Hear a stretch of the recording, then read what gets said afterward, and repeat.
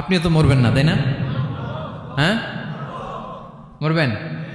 আপনার দাদা মরে গেছে, বাবা, আমিও, আমার ছেলেও, নাতিও, পুতিও, সুতিও সব মরে যাবে। মরবে না একজন, তিনি কে?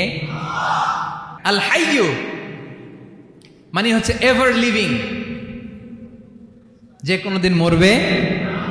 দাইমুল হায়াত, চিরঞ্জীব, শাশ্বত, কোনোদিন মরবে না। সুবহানাল্লাহ পড়েন।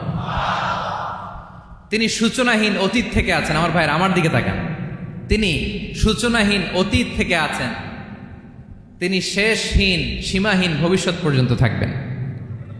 অনেকে বলে কবে থেকে? তিনি সূচনাহীন অতীত থেকে, যে অতীতের সূচনা নাই। তিনি কবে পর্যন্ত থাকবেন? সীমাহীন শেষহীন ভবিষ্যৎ পর্যন্ত থাকবেন। তিনি হচ্ছেন আল হাই।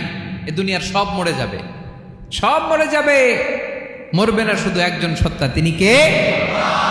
আল্লাহ বলেন কুল্লু মান আলাইহা ফান ওয়া ইয়াবকা ওয়াজহু রাব্বিকা যুল জালালি ওয়াল ইকরাম।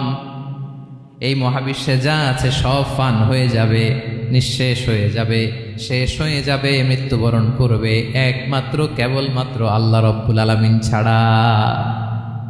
এজন্য তিনি হচ্ছেন আল হাই। আল হাই চিরঞ্জীব, চিরকাল তিনি বেঁচে থাকবেন।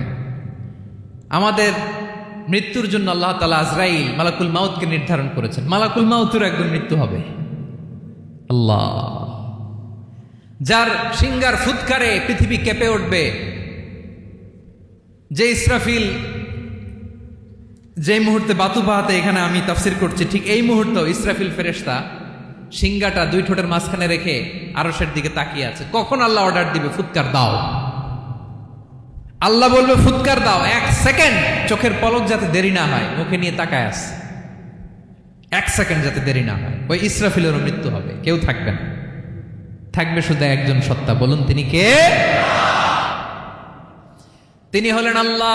আল্লাহ বলে আমি হচ্ছি আল হাই, শাশ্বত চিরঞ্জীব, আমি কখনো মরব না, আমার কোনো লয় নাই, কোনো ক্ষয় নাই, আমি অব্যয়, আমি অক্ষয়, আমার কোনো মৃত্যু নাই, আমি সূচনাহীন অতীত থেকে আছি, আমি শেষহীন ভবিষ্যৎ পর্যন্ত থাকব। এই জন্য আমি আল্লাহর একটা নাম হলো আল হাই। ক্লিয়ার? আল হাই কারে বলে চিনছেন? যে কোনো দিন, সবাই বলুন, দাইমুল হায়াত, কোনোদিন মরবে না। আল্লাহ বলে আমার দুই নাম্বার আরেকটা নাম আমি বললাম আল কাইয়ুম। আল কাইয়ুম মানে স্বয়ং সম্পূর্ণ, স্বয়ং সম্পূর্ণ, কারো সাহায্য লাগে না। এরকম এদিকে কে কে আছেন দেখি হাত তোলেন। কারো সাহায্য লাগে না, আছেন? স্বয়ং সম্পূর্ণ এরকম কেউ আছি না? আল্লাহ বলে আসল স্বয়ং সম্পূর্ণ আমি আল্লাহ। কারো কাছে আমি মুখাপেক্ষী নই, গোটা বিশ্বের সবাই আমি আল্লাহর দিকে মুখাপেক্ষী, আমার দিকে ঝুঁকে থাকে, আমার দিকে হাত তুলে কাঁধে ফরিয়াদি, সবগুলো ফকির, সবাই আমার কাছে চায়। আমার আল্লাহ কারো কাছে চাওয়া লাগে নাকি? আল কাইয়ুম, তিনি স্বয়ং সম্পূর্ণ, কারো কাছে চাওয়া লাগে। শুধু নিজেই স্বয়ং সম্পূর্ণ তিনি নয়, তিনি স্বয়ং সম্পূর্ণ বানায়। আমাদেরকে স্বয়ং সম্পূর্ণ বানায় কে? রিজিক দেয় কে? সুস্বাস্থ্য দেয় কে? খ্যাতি দেয় কে? সব কিছু দেওয়ার মালিক আল্লাহ, দুনিয়াটা চালানোর মালিক আল্লাহ। এজন্য তিনি হলেন আল কাইয়ুম। সুবহানাল্লাহ।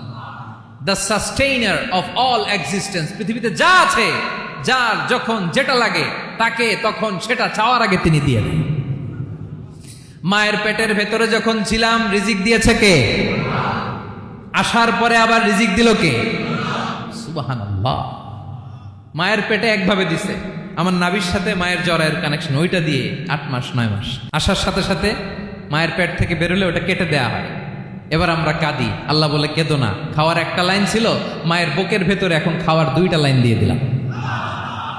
আল কাইয়ুম, দাইমুল কিয়াম, সব সময় যিনি, সব সময় সৃষ্টির কখন কিভাবে কোনটা লাগবে দেওয়ার জন্য যিনি প্রস্তুত, নিজেই স্বয়ং সম্পূর্ণ কেবল নয়, মানুষকে স্বয়ং সম্পূর্ণ বানায়, তিনি হচ্ছেন আল কাইয়ুম।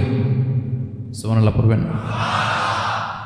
তাহলে 2 নাম্বার কথা হলো আল হাইয়ুল কাইয়ুম।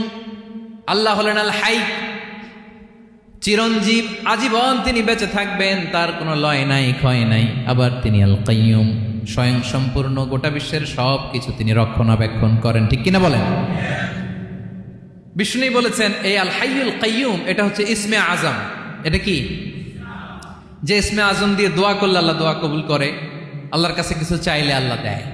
এক সাহাবী দোয়া করতেছে ইয়া হাইয়ু ইয়া কাইয়ুম, বিশ্বনবী বলে এই সাহাবী তো ইসমে আজম দিয়ে দোয়া করতেছে।